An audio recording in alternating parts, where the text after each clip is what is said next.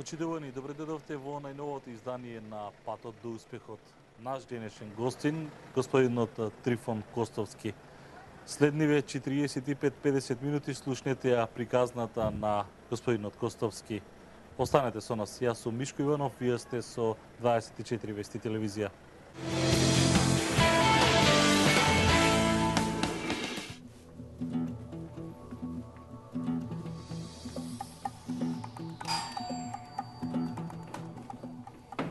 Добар ден. Добар ден. Почитување, како сте? Добро, одлично, како сте вие? Добро ве најдов. Одлично, на баш ми разговор мило. малку.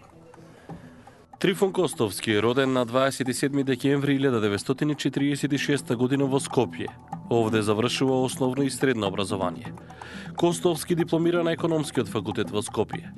Покрај македонскиот говори англиски, полски, руски и српско-хрватски јазик. Трифон Костовски е познат македонски бизнисмен, донатор, поранешен пратеник и градоначалник на Скопје. Кој е господинот Трифон Костовски? Па видите вака, мислам, роден сум Новомалец. Од татко Скопјенец, мајка е Гевгеличанка. Значи, тоа е стеблото моје родбинско, најблиско. Имам брат и кај во близината на амбуланта на РСВР, тоа е куќа која што се уште и денеска постои. И тука сум израснат, завршив основно и средно училиште во прво основно училиште во 11 октомври, тоест Григор Прличев, а средно училиште во Јосип Броз Тито. Животниот пат апсолутно ме водел, ме гравитирал се околу центарот на град Скопје. Бидејќи Скопје тогаш беше релативно мислам мал град во споредба со денешниот. И детството го поминав како, впрочем, и секое дете кој што делев мислата судбина. Работничко семејство, имаше толку колку да се преживее, и ден денеска ми се длабоко впечатени тоа чувство кога се зема плата, како се дели платата, се иде во тогаш, нели, гранапи ги вика, се иде во гранам, се купува толку кила мас, толку кила зејтин, толку брашно, толку шекер, толку за струја, и ќе полека ќе почнат да штедат пари за случајно за на есента, бидејќи децата раснат, треба нови кондори да се купи, нова облека и сите работи. Сакам да кажам, израснат сум во едно така конзервативно и одговорно семејство, кој што секако веројатно тоа е она што длабоко и денеска како човек ми импонира и навистина сум горд на моите родители. Не воспитуваат да бидеме вистински луѓе, и јас и мојот брат. Вистински луѓе во смисол хуманоста да не биде секој пат присутна. Љубовта да даваме во неограничени количини. Да го споделуваме тоа што го имаме со нас. И да живееме еден живот кој што секако нема да се наштетиме себе, меѓутоа повеќе водејќи сметка да не наштетиме на други. Господин Костовски, какво детство сте имале? Каква младост? Какви ви беа тинеџерските денови? Вие сте можеби генерацијата која што ги живееше златните времиња тогаш во таа СФРЈ. Видите вака, детството ми помина како и на многу мои врсници во тоа време. Се знаеше завршување на школската година, сите веднаш погаќи, боси, надвор, се играше. Фудбал, и тоа дали имавме, ако добиевме фудбал, висински фудбал, тоа ќе беше права среќа. Обично игравме со топки од крпа. Надвор се јадеше, се споделуваше играта. Меѓутоа, работењето ми било секако дел уште од најрана младост. Значи, летата, бидејќи мајка ми беше од Гевгелија, летата ние ги минувавме во Гевгелија. Таму се чувствував како во навистина еден богат крај со многу богата душа на луѓе и кој што детството ми беше убаво, бидејќи има многу воштарници, рано градинарство и летата, и затоа и ден денеска кога говориме за тој дел, значи за јужни дел, често пати ме идентификува дека јас сум од Гевгелија. Не сум од Гевгелија, ама го зборам јазикот и дијалектот прекрасно и посебно имам голем број на пријатели и роднини. Иначе во поглед джепаразот и тие работи, каков тинејџер сум бил. Па сега да ви кажам, ние секој пат сакавме да бидеме во тренд, во ин. Значи, средствата не ни беа доволни. Моравме да подработуваме. Ако ко мал дете сум нижел тутун, ја знам целата технологија на производствена работа на тутун. Морам да кажам, и тој што се бави ден денеска нема никаква разлика од пред 50 години од гледувањето на тутунот и денеска. Што е тоа макотратна работа и тие пари се навистина со алал спечалени. Значи, со работел ко дете тутун, потоа веќе како средношколец, кога веќе нараснав и можев да работам со пари, јас бев по пазарите низ бивша Југославија, кога продававме домати, пиперки, грозје, рановошти, тоа беа праски, кајси, и буквално летата ги поминував повеќе по пазариштата низ бившите јупростори, посебно Словенија. Вие сте го правеле тоа? Да. Тоа сте продавале зеленчук, овошје? Да. Па дури јас на која бев 81 година на учење јазик во Лондон, бидејќи тогаш фирмата ми испрати веќе како потенцијал кој што требаше да се инвестира во знаење на јазик, бидејќи дневниците беа по статутот на предпријатието ниски, јас морав да работам. Работев ко келнер. Прво бев садопер, после тоа за мене беше голем успех кога после 2 месеца ме ставива на шанк, бидејќи на шанкот веќе друго има типс, има тие работи кои што се многу благопријатни, да не кажам за. И често пат дури и веќе во таквите настапи, бидејќи се движевме обично во југословенскиот клуб, кога говорам сега за 81-та година, во југословенскиот клуб, каде што и пеев со собствена гитара, така да заработував. Мислам, секој пат во животот сум се трудел да заработам некоја пара, колку за джепарац. Никој пат не сум бил роб на парите. Негово прво вработување е Техно Метал Македонија. Во 1991 година пак го основа Кометал Трейд, компанијата која се занимава со активности во сферата на металургијата на австрискиот, швајцарскиот, полскиот, украинскиот и рускиот пазар. Господин Костовски, таа приказна со Техно Метал ми е многу интересна. Негде дори прочитав, вели Техно Метал беше расадник на богаташи или расадник на таленти. Значи, таму бевте една плејада на луѓе кои што буквално успеавте да се снајдете кога беа тие почетоци на независноста на Македонија, кога се поставуваат темелите практично нова Македонија. Мислам, Технометал Македонија, пред фузионирањето со Вардарово извоз, беше фирма која важеше за најлиберална во поглед. Сите млади дека секој пат може таму да најдат место и работа, а секако тоа се должеше преди се на самиот концепт на самата фирма, односно првите луѓе кои што ја водеа. Јас, кога дојдов пред мене, имаше и генерален директор кој што беа синоним за самата фирма. Меѓутоа, во моје време беше Никифоровски генерален директор, кој што апсолутно неговата визија никој пат не се сведуваше да го работиме овдека само во Македонија и Југославија.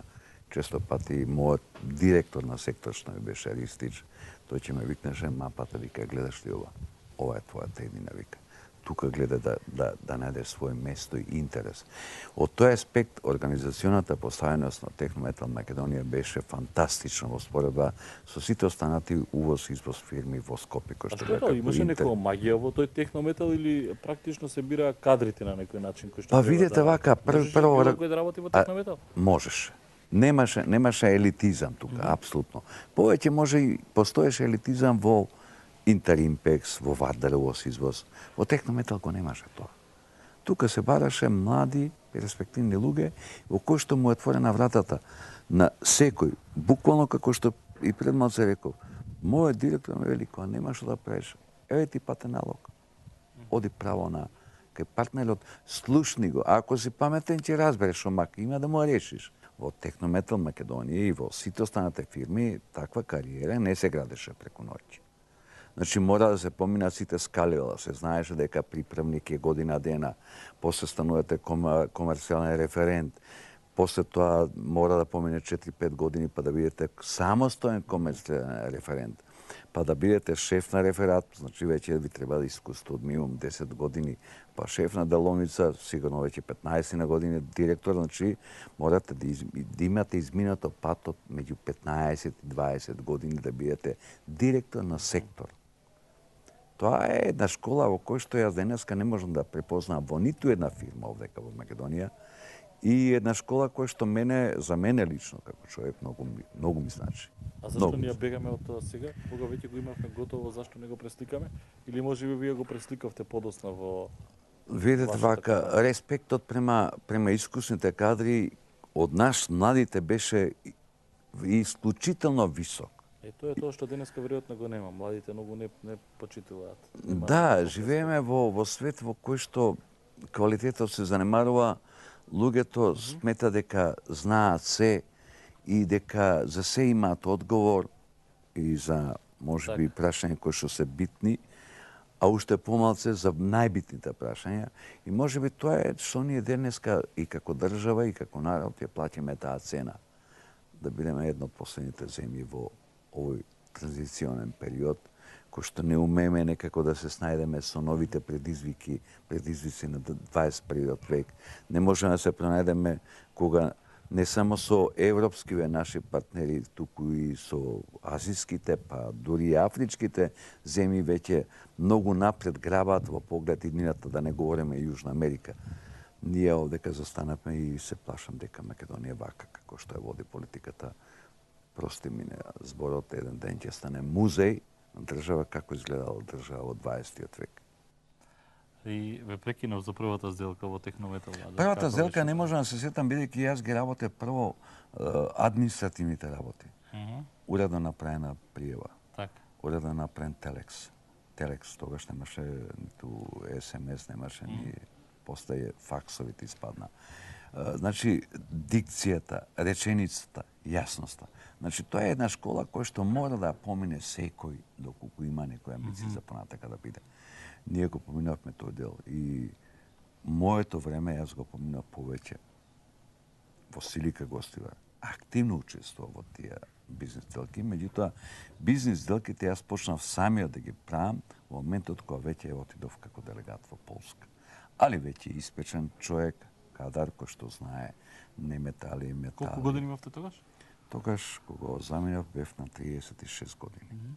Значи бевте има веќе искуство има зад мене 13-14 години. Полн со енергија, млад, предизвици, објективно, знаете, во тоа време и да се биде југословен беше престижна работа. Бидејќи целиот истокот и западот Југославија имаше прекрасна улога во каде со истокот сите роби што ги продававме, ги купувавме во клиринг, а ги продававме за тврда валута на запад.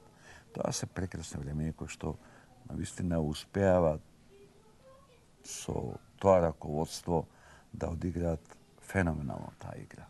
И кога решивте да излезете од Технометал Вартар, да го направите Кометал Трейд? Решив, да, Кометал Трейд беше 91 година формиран. Значи, заминувањето мое од Технометал настана во оној момент кога веќе прво се почувствува една голема ерозија на кадар кој што е носечки кадар во поглед стварање на бизнеси. И јас сум убеден дека за едни такви големи сили, голем фирми како Технометал Вардар, апсолутно не е проблемот во квалитетот на луѓето, туку во бројката на квалитетни луѓе кои што како таму истурени што треба да размислуваат, така и со така базата која треба да ги храни, да им овозможи реализација на тие големи идеи и проекти. Затоа мислам оној момент кога почна осипувањето и јас прво се вработив во Ситко како делегат на Ситко во Варшава, бидејќи Полска ми беше земја која што прекрасно ја познавав, има прекрасни врски, прекрасни односи кои ден денеска ги негувам, мислам, тоа се пријателства кои што останале од тие времења и сакам да кажам дека после недолго време настана одредени промени во самиот Ситко. Тогаш јас бев се одлучил да си ја формирам својата фирма Кометал Трейд во Виена и да бидам благодарен на Господа што имав доблест во тој момент да донесам таква одлука. Ви беше страв тогаш? Па видите, мислам, неизвестноста си го прави своето.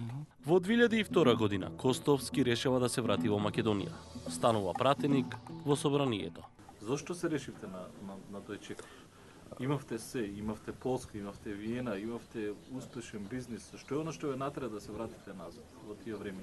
Едноставно веќе во почетокот на овој милениум се најавија сите оние процеси на глобализација од целиот свет. Значи, апсолутно тоа беше јасно дека големите риби ќе ги јадат малите риби и едноставно сметав дека е време да отпочнам нешто што би било стабилно, со љубов направено и да си го продолжам животот, бидејќи моите деца детерминирани беа веќе од нивната 16-17 година дека животот сака да го продолжат во Македонија и почнавме овдека да инвестираме од 2000 година, значи прво со банка, потоа со осигурителниот, па понатака се развијаше сите.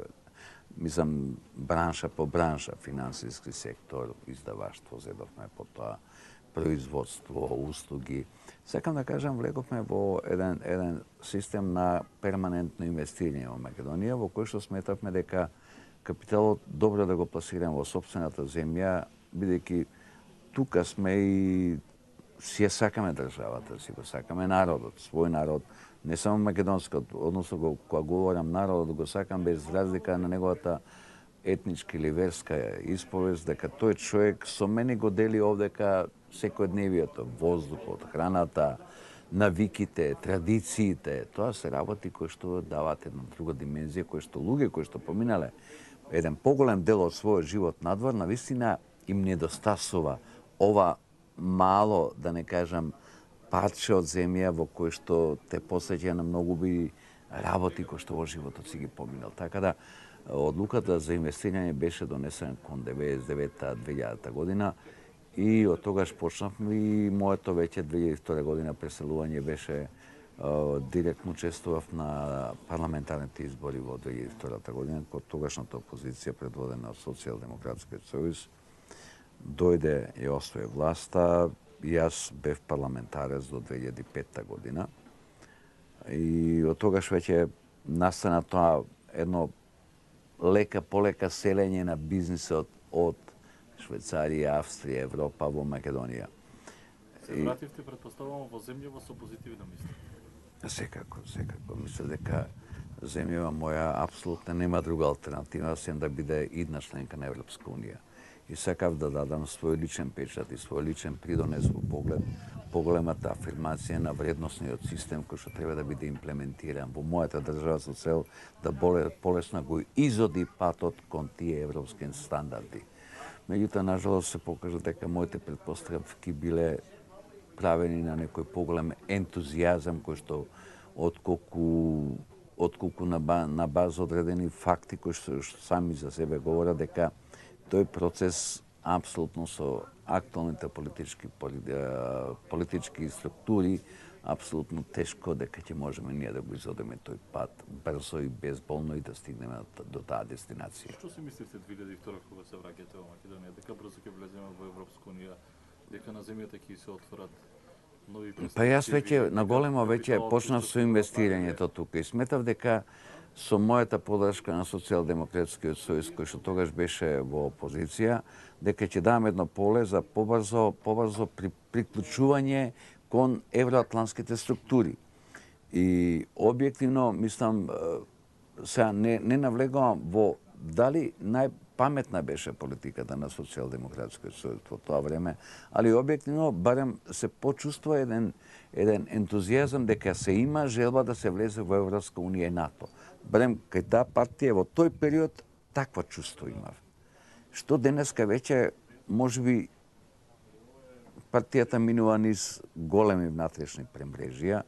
Од друга страна ВМРО ДПМН, кој што веќе на власт 7 година, не видов чувство дека навистина сакаме да се приближиме вистински чекор да се приближиме кон евроатлантската структура. Воедно сметам дека се уште многу работи во самиот устав на Република Македонија не се додефинирани од аспект да бидеме вистинска земја која ќе почне да граби напред. Добрососедските односи се едно од тие прашања. Ние денеска во нашиот устав ја бев чудоневиден кога видов дека графа бугари како малцинство не се признава. Зошто? Најобично прашање зошто. Графа грци нема. Зошто? Тогаш автоматски се поставува со кое право ние инсистираме македонците од бугарскиот и од грчкиот дел да бидат прифатени од тамошните власти. Сакам да кажам, нема стил на добронамерност во добрососедството. Видите, вака ние можеме каде да идеме во светот, да бидеме најуспешните. Меѓутоа, ако не успееме со цената земја, да извлечеме заедно со нашите соседи на еден пиедестал кој ќе биде многу повисок, тогаш дефинитивно сите сме заложници, не само Македонија. Тука и останатите народи кои што гравитираат околу нас. Не сакам тоа да го гледам. Не сум присталица и буквално и еве на мои години ден денеска се прашувам дали доволно стори за мојата земја. И кој е одговорот на крајот од денот? Одговорот па не е на денот завршува и почнува повторно со ново утро. Секој пат се будам со иста цел, дали доволно направив, што можам да направам, кои се моите капацитети, која е мојата можност да нешто промена во поглед перцепцијата на некои работи кои што денеска ката дневно овдека ни се сервира како единствена вистина, дека вистина друга нема сем од ова што го слушаме, а апсолутно не сум согласен дека тоа така. Значи, чувството на една внатрешно немир за државата апсолутно ми е можеби денеска најголемиот проблем кој што јас го чувствувам овдека за себе. Мислите дека државата ќе почне онака вистински да се приближува кон европското семејство со европски вредности? Ја мислам прво тоа е еден долг процес кој што прво треба да ги убедиме тие што водат државата дека на вистина едината на Македонија нема алтернативи. Што нели како премногу долго да ни трае оваа транзиција? Па не премногу, некако. Тоа сигурно дека предолго трае. Детските болести ги Ма видите вака, војни жени, држави кои што беа во војна, па денеска се веќе членки на Европска унија и НАТО. Ние овде објективно немавме, сем 2001 година која беше и ден денеска за мене се уште не е тоа јасно, не дадовме прав историски аспект на таа војна. И ден денеска за мене тоа е една енигма. Меѓутоа, замина тоа, се потпише Охридскиот договор, се имплементираше во уставот. Дајте да тргнеме напред. Дајте да не бидеме заложници на собствените каузи, на собствената национална или верска припадност. Македонија нема алтернатива. Во спротивно ќе не снема. Не е ни прв ни последен пат. И поголеми нации и народи едноставно ги снемало од карта. Денеска господинот Костовски се плаши отворено да зборува за проблеми, сега ве прашувам како македонски бизнисмен. Дел од македонските бизнисмени, например, имаа проблем да кажат кога државата им должиш. Јас немам никакви препреки во поглед тоа да го кажам својот став за многу работи. Нажалост, моите ставови повеќе се критики, бидејќи навистина во сиот изминат период не наидовме на влади кои што вистински ќе одговорат на вистинскиот предизвик. Можеби моите критериуми се повисоки или пак неразбирливи за голема маса на политичари. И нивното буквално ескивирање или моје оддалечување од политичкиот живот го сметат како нешто позитивно за нив. Јас лично сметам дека тоа е апсолутно негативно.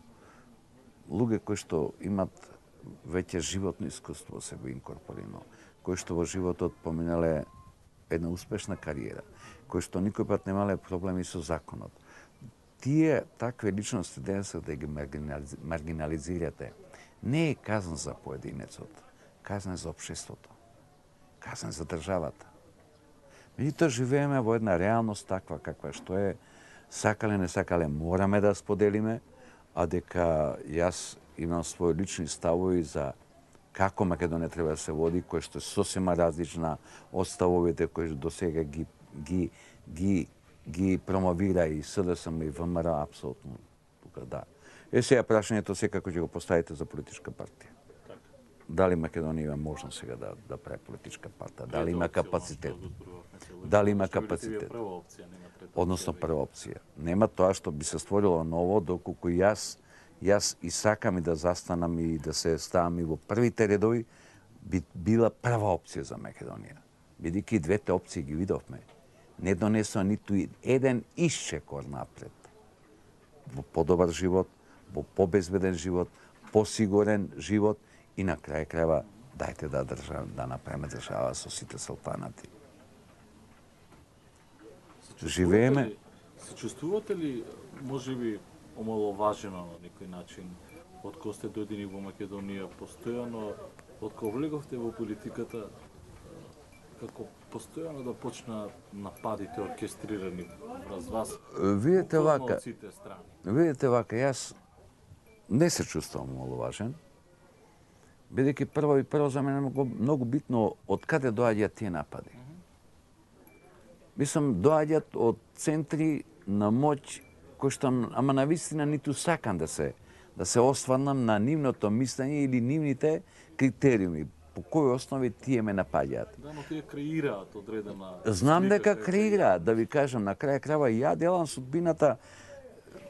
Знаете, има една многу стара, прекрасна еврејска изрека, вика.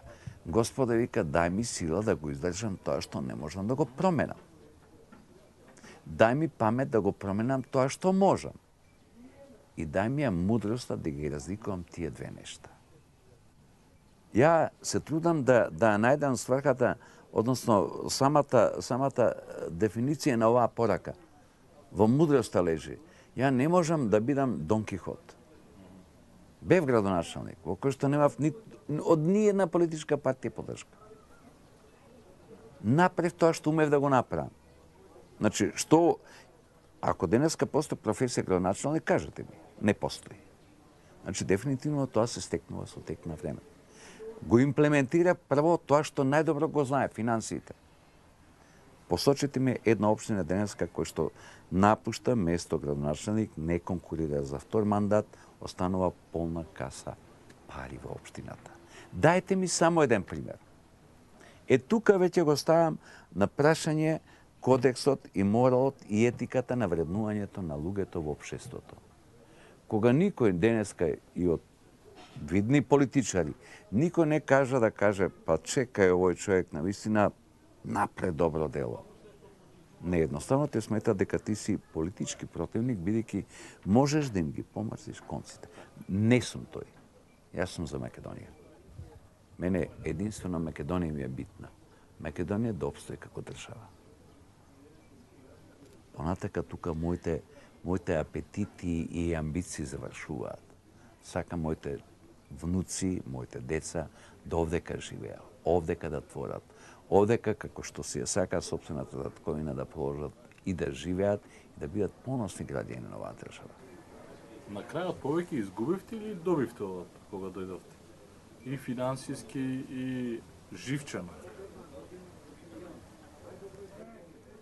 Значи вака, јас неколку пати го имам кажано тоа дека прво кој ќе размислите и како стопанственик, вие од еден пазар од скоро пола милиарда луѓе, вие се враќате на пазар од 2 милиона луѓе. Тоа е лош бизнис потез. Меѓутоа, дозволи да чувствата надвладеат над мене. Реков, нека не биде големо, нека биде скромно, мало, меѓутоа колку да може да обезбеди еден континуитет на моето семејство, бидејќи тоа одлучи да живее овдека. А јас во еден момент па ниту го заправ. Дека сум добил со моите капитални инвестиции во Македонија, тоа е невистина. Напротив, имам само изгубено големи пари. Тоа преди се должи на еден менталитет кој што го стекнав како стопанственик натвор од Македонија и еден друг менталитет како се практикува бизнисот во Македонија. Ја си ја платив таа цена. И може би се уште ја плаќам. Меѓутоа полека некои работи јас ги разбирам и почнеме да ги светуваме така со цел да... Финансиски да ви исцедат? Се финансирале? Па видете вака, прво... Како оди?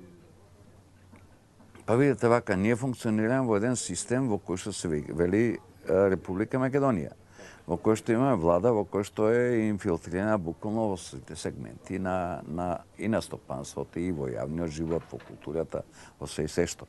Према тоа, апсолутно, мислам би бил најголемиот идиот кој би рекол дека владата нема можности да интервенира со негативни последици по мојот бизнис. Апсолутно, тоа сум свесен. Меѓутоа, јас само алудирам на респект, почит и преди се за добробит на Македонија да не се прават такви чекори. Јас ги чувствувам тие чекори. На секоја страна. И многу ме чини тоа. Меѓутоа, пак не можам да бидам човек кој што може да го промени својот, да не кажам, својата матрица на размислување, на носење одлуки.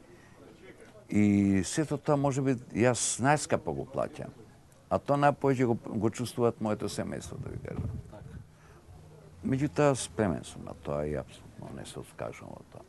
Македонија, јас ја гледам само како една идна членка на Европска унија. Дали ќе дојде времето на подобри генерации, поодговорни луѓе, кои што наистина ќе имаат пред себе гигантски предизвик да сето тоа го дотерат и да го донесат пред олтарот на Европската унија. Како ќе го решиме проблемот со Грција?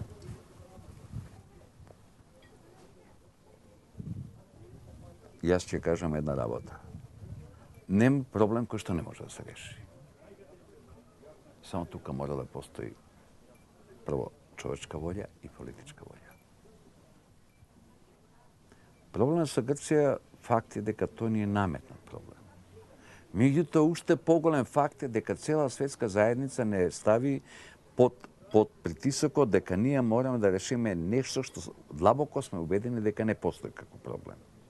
Меѓутоа, стајни сме дека ќе го решаме. Морам да го решиме. Во тоа ваше омаловажување, оцрнување, ќе одам малку на душманите. Трифон Костовски ја зема порцеланка, ништо не направи, ја зема култура, ништо не направи. Не знам, зема аптеки, се испокараа со зегни. Сега се навраќаме онака. Да.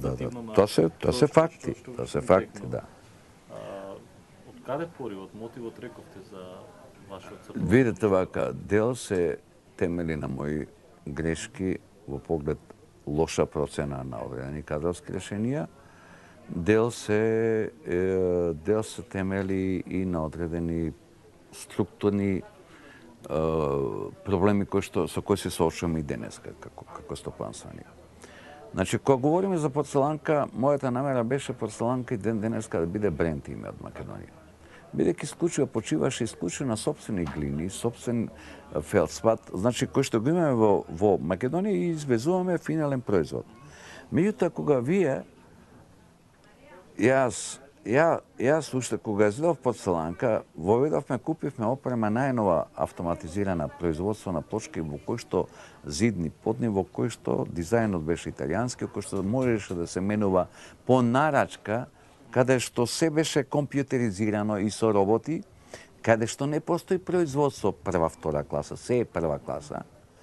И сега влезот во самата калкулација на тој производ на енергијата е скоро 50%. Користевме најскап енергенс пропан-бутан. Гасот ни беше до Свети Николе. Дадовме предлог и до ГАМА и до владата, дајте да ние го изинвестираме тој дел од Свети Николе да го донесеме до Велес гасот, во кој што и оваа фабрика да проработи. Нажалост, по тоа време беше СДСМ на власт. После тоа дојде ВМРО, слух се немаше и нормално пазарот си го диктира своето. Ние со така висок енергенс, па и да нема ни плати, ниту да нема ништо друго, ние не можеме да бидеме конкуренти, кога сега има една огромна навалица на таков вид производи од Турција, Кина, да не говорам и од останатите земји. Значи, тоа е и сега објективно сега како стопанственици размислуваме што можеме понатака да направиме со тој комплекс. И објективно размислуваме да го носиме тој комплекс на изворот на енергијата. Ако изворот на енергијата Азербејџан, Таџикистан, што знам, Казахстан, ќе го носиме таму. ќе правиме joint venture, али буквално тој капацитет мора да си го најде местото свое. Бидејќи беше, барем пред 7 години, последен збор на технологијата. Култура? Култура и понатака. Видите вака, култура ние ја зедовме, никого не отпуштивме, ги задржавме вработените, покушаваме да ресетираме, ребрендираме, не да ребрендираме, туку едноставно да воведеме едни нови предизвици во култура. На пат сме тоа да го направиме, меѓутоа култура се уште е еден позитивен пример во мојата инвестиција во Република Македонија. Така да култура е и понатака. За бренд да биде, мора да биде навистина носечи. Не сме носечки. Се уште сме како една пратечка издавачка куќа, меѓутоа со добра една кадровска политика сметам дека можеме да го смислиме си од тој дел. Слеговте во медиумите Утрински вестник, па и слеговте, тоа е веројатно една убава страна во вашиот живот. Па тоа можеби повеќе се... Вие ги потрошивте сите пари веќе или имате пари порцеланка, не знам, Утрински, не знам, култура, што ја знам, други попатни бизнеси, остана уште нешто? Па добро, видите вака, парите се пари доколку се во функција. Так. Иначе да ги чувате под јасток или во банка нема своја сврха. Барем така нас бизнисот не учеше. Так. Пара слободна на конто да не биде, да биде секој пат во циркулација, во движење. Пари, роба, пари, роба, пари, роба. И секако тоа значи нивно оплодување и поголема сатисфакција и поголем приход. Значи, парата секој пат сум ја чувствувал како денесно, како најсофистицирано средство за еден бизнис за бизнисот кој што денеска владе во светот. Никој пат не сум бил роб на парите, ниту сум сакал да видам. Едноставно парата само ја сметам како средство. За мене имаат поголема вредност од парите секако достоинството. Од 2005 до 2009 година Костовски е градоначалник на Скопје. Никој пат привилегијата како градоначалник не сум ја ставил во предност од обврската. Боже, викам, јас фактички работам со средствата на овие граѓани овдека што живеат овдека. Дали домаќински стопанисувам со тие пари? Дали тие пари ги користам за правилна употреба на потребите на граѓаните? Секој тоа ми било Кој беше мотивот да влезете во, да видите прв човек на Скопје, татко на... Па видете вака, мотивот беше да покажем една нова димензија, дека има луѓе кои што размислуваат не од лукративни, туку едноставно од интереси кои што се битни за државата. Преку парламентот не успеав да се наметнам со тој став, бидејќи во парламентот владеат политичките партии кои што исклучува по своите лидери диктираат што и како ќе се одвива севкупното работење во парламентот. Значи, сватив дека парламентот е јалов. Значи, ја нема таа функција, односно таа моќ која што му е припишена со закон. И тогаш реков, дај, јас тогаш да покажам дека може да се работи честно, да отпочнам со нешто со конкретна функција. И тоа беше предизвикот да се јавам јас за градоначалник на град Скопје. Сакав да им покажам на моите Скопјани, на моите македонци дека може да се направи се, ако се сака, ако се има систем. Ние не сме дефинитивно научени да го работиме сето тоа што и секој пат да го повторуваме тоа што сме го работеле. Секој пат човекот се збогатува со нови визии, со нови идеи, со нови предизвици. Па и денеска кој ќе се споменам во контекст на тоа како градоначалник, кои беа моите комуникации? Верувате ми, се уште не можат ниту идејата да ми ја прочитаат. Што имав јас за цел? Вака го замислувате Скопје? Не. Во секој случај, ако паметите, јас барав уште во тоа време трамвај како едно превозно средство, второ, ревизија на општините на град Скопје, во кој што руралните општини подхитно треба да се оделат. Па, дозволете ми да ја прашам, еве, од оваа гледна точка гледаме. Чучер Сандево е во оној дел. Да. Таа е посебна општина. Горе над нив се Срешево, Булачани, X села кои што се во град Скопје. А Рачиново е негондека, тоа е посебна општина. А од тука не можам ни да го видам ниту Драчево, ни Лисиче, тие се град Скопје. Која е логиката? Одделете го урбаниот, руралниот дел. Руралниот дел секој пат ќе гравитира кон урбаниот. Меѓутоа, дајте му поле да тој се развива рурално, во кој што ќе биде селско стопанство, земјоделие, сточарство, сите оние гранки кои што буквално сме корисници ние во градовите. Меѓутоа, ние направивме еден конгломерат. И тоа беше една од причините. Може би тоа беше причината што 2004 година бевме во движењето за Македонија, кога се испаднавме на референдум. Нажалост, неуспешен, иако излегоа повеќе од близко до половина милион луѓе да гласаат за територијалната организација, бидејќи не се правеше по теркот по законите кои што владеат денеска во модерниот свет за локална самоуправа. Туку се владеше, се прават тие територијални организации по политички желби, условно кажано. И еве сега, верувате, не сакам да верувам во некои црни сценарии на Македонија. Меѓутоа, сето тоа што се случува денеска на политичката сцена, апсолутно не ми даваат надеж дека ние сме на вистинскиот пат Македонија да ја задржиме како држава. Мислите, можеме да се купиме?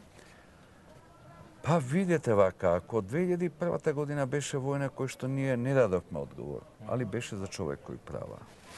Овие локални избори дефинитивно го покажаа онаа цел во кој што секој пат сум се плашел. Да се носат масовно од странство луѓе во кои што треба да гласаат за да се добијат одредени општини кои што по територијалната организација биле предвидени дека припаѓаат на една од заедниците во Република Македонија, денеска за мене тоа е со најпрост речник фактички маркирање на територии при евентуално утрешна поделба. Па да ви кажам, кој е тој патриотизам? Кој е тоа држање или водење на спор на име со непопустливост, која ние сопствениот народ овдека го даваме? Јас сум длабоко убеден дека и Струга и Кичево во урбаните делови тоа се дозволивме да руралниот дел им наметнува градоначалници кои што не навлага во нивниот капацитет. Меѓутоа, не сакам ни да се сомневам во нивните честни намери за тие општини, посебно за оваа држава. Така. Меѓутоа, оној црвот на сомнежот веќе е вграден некако кај нас, како еден чип. Бидејќи, иако сме унитарна држава, факт е дека Македонија функционира како федерална држава. Министрите во владата на ДУИ не одговарат пред премиерот, туку одговарат пред нивниот лидер. Министрите од владата на Груевски, од ВМРО до ПМН одговарат пред него. Тогаш за каква ние унитарност говориме? Нема ништо, ниту еден елемент на еден граѓански концепт кој што е единствениот спас за Република Македонија. До кога тоа ќе трае? Дали ќе станеме малце посвестни? Дали еден ден ќе се разбудиме, чекај да се чукнеме главата, да прашаме, луѓе, каде одиме ние? Што правиме? Што ќе биде со нашата иднина? Што ќе биде со нашите деца? Ја многу сакам сите екипа Македонија. Тоа е успех на сите нас. Тоа е успех на клубот, на ракометот, тоа е успех на Македонија. Секој пат моите апетити биле не да бидам шампион, условно кажам, најве говориме за спортот, ракометот, во Македонија. Туку дали можам да бидам европски шампион? Дали можам да ги достигнам тие висини кои што Македонија ќе ја дигнат на еден повисок пиедестал, бидејќи да не се залажуваме. Денеска спортот и културата се далеко поголеми и по-ефектни амбасадори отколку самата дипломатија таква каква што е. И тоа беа најпрекрасните години во моето функционирање во бизнисот. Зошто се откажавте од коментаторот? Па се откажа бидејќи дојдов со капиталот во Македонија. Сите инвестиции во Македонија ни оддалеку не возвраќаат, туку напротив и понатака продолживме да губиме финансиски средства, а секако знаете што успехот на еден клуб зависи и од кадровската политика која што се води во клубот и апетитите кои што сакате да ги поставите. Мене не ми беше предизвик, реков јас да го вратам сега, ги достигнавме највисоките врвови со Кометал, ај сега ќе се симињеме, ќе идеме во Македонска регионална лига во кој што ќе дозволам било кој што ќе дојде од страна одека да бидам боксерска вреќа. Едноставно тоа го почувствував како момент и велам дека не можам веќе да одговорам на тоа, на тие прокте, бидејќи објективно и во светот на ракометарите Скопје стана најпривлечна дестинација. Се плаќа редовно плати, се плаќа премии, овдека и ракометарките, она што ќе го доживеат во Македонија, нигдека не може да го доживеат на друго место.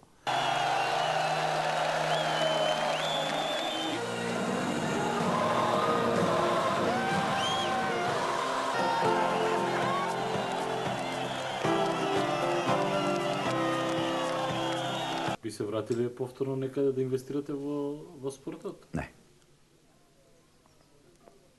Никогаш повеќе. Само може би да се вратиме, тоа го размислувавме како систем овдека во финансискиот дел, повторно да му се вратиме на ракометот, меѓутоа да не се оптеретуваме со преголеми амбиции. Само тоа е ракометот. Иначе во фудбалот, ваков како што се практикува во Македонија, не би сакал да влезам. Сега со доаѓањето на Илчо Георгиевски, кој што покаже една доблест кој што не беше присутна до сега, отчетност и така натака, веќе влева малце повеќе верба дека навистина можеби некои работи ќе се следат. Меѓутоа далеко тоа дека јас сум стопанственик и дека јас треба да инвестирам во спортот од кој што треба утре да црпам профити. Не сум тој човек и не го чувствувам спортот, место од каде што јас треба да ги задоволувам моите професионални апетити. За сите лаги големи, сите солзи солени, кога ти со ноги сама чекаше. Се пробавте и да пеете.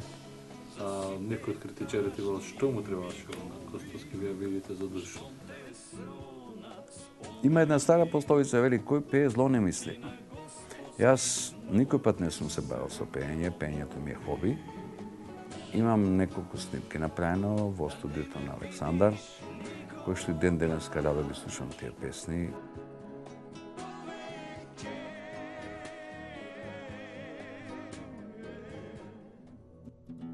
Рождество на Пресвета Богородица е македонскиот православен христијански црковен храм кој се наоѓа во центарот на градот Скопје.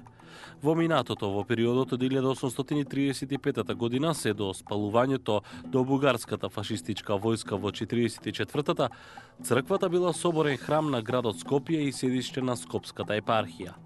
Патрониот светец на црквата, Пресвета Богородица, е практично заштитничка на градот Скопје. Во 2004 година Костовски активно се вклучува во обновата на црквата. Благодарение на неговото ангажирање и финансиските средства, изградбата започнува во 2005, а завршува со осветувањето на црквата на празникот Свети Атанасиј на 31 јануари 2008 година. Црквата е обновена во истиот изглед и архитектура како што е имала во минатото. Голем верник сте од секогаш? Верник, јас сум верник како традиција кој што сум ја стекнал дома. Значи, немало празници кои што се во секојдневието да кај нас не биле прославувани во семејството. Значи, кога говорам кај нас, зборувам од моите родители, кај моите баби, дали долу во Гевгелија, па и овдека во Скопје. Значи, семејството ни е комплетно христијанско. Меѓутоа, кога велам христијанско, велам од аспект дека тоа е како една сопствена традиција. И толеранцијата во поглед постојањето на другите вери секој пат била присутна во моето семејство. Така. Ја ќе ми простите, ќе се наведнам да запалам свеќе за моите починати. Нека ми е лесна земја.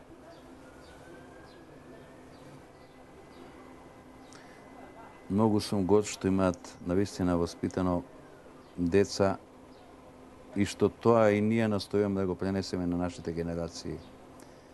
А мислам дека тоа е богатството, па да не кажам и основната порака што треба да носиме кон сите генерации. Нека ме лесна земја.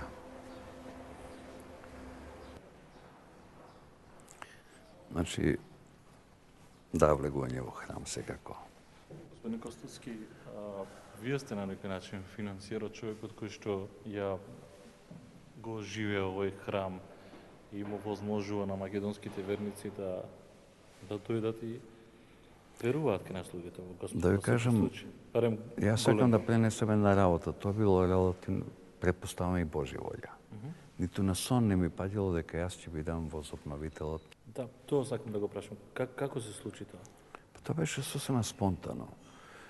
Мојата припадност кон православието беше позната и на црквата и често пати во разговори со архиепископот разговаравме што е тоа што можеме да направиме. И едноставно се договоривме, бидејќи имаше многу захтеви за моја подршка, рековме да сето тоа биде канализирано преку црквата и тогаш се роди идејата за возобновување на овој храм, во кој што од времето на архиепископот Михаил било предвидено да се гради градба во еден модерен стил. И јас реков дека јас со таков модерен стил не застанувам. Јас ќе застанам зад градбата на автентичниот изглед на црквата, така како што ја осмислиле тогашните архитекти и така како што ја засакале скопјани. Морам да кажам дека одека доаѓам често и тука го најдам собствениот мир. Не сте, значи, има верници кои што одат само за Не. Ја повеќе празници. предпочитам да дојдам во мртво време и ќе се качам горе кај што седат хорот и тука се чувствувам прекрасно.